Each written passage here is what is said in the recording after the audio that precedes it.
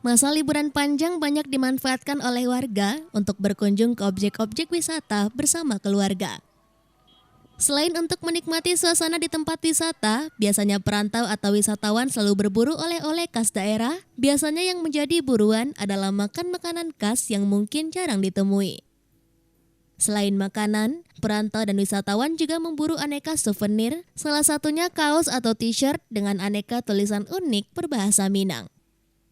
Tulisan-tulisan yang unik di kaos tidak jarang juga mengundang senyum bagi yang membaca. Selain itu, dengan kaos unik juga turut mempromosikan daerah dan harganya pun juga terjangkau. Dan selama liburan ini omset pedagang kaos khas Minang juga naik 2 kali lipat dari biasanya. Bagaimana pemirsa? Buat tangan tidak harus makan, kaos pun bisa menjadi pilihan. Kalau makan langsung habis, tapi kalau kaos akan menjadi kesan tersendiri bagi pemakainya dan bisa memperkenalkan bahasa daerah ke khalayak ramai dengan aneka tulisan yang unik dan lucu serta menarik. Ya saya masih masih keturunan dari Minang juga gitu ya.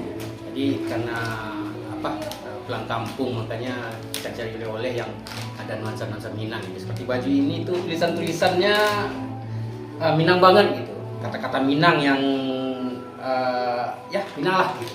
Berarti otomatis itu juga mempromosikan daerah. Ya, sekaligus itu sangat mempromosikan ini.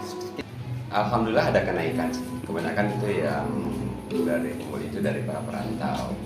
Mungkin ya perantau juga inginkan memakai kaos-kaos yang bertulisan Minang buat di perantauan juga seperti itu. Jadi alhamdulillah masih ada omsetnya kenaikan ya. Terus untuk penggemar kaos berbahasa Minang ini cukup banyak. Cukup banyak.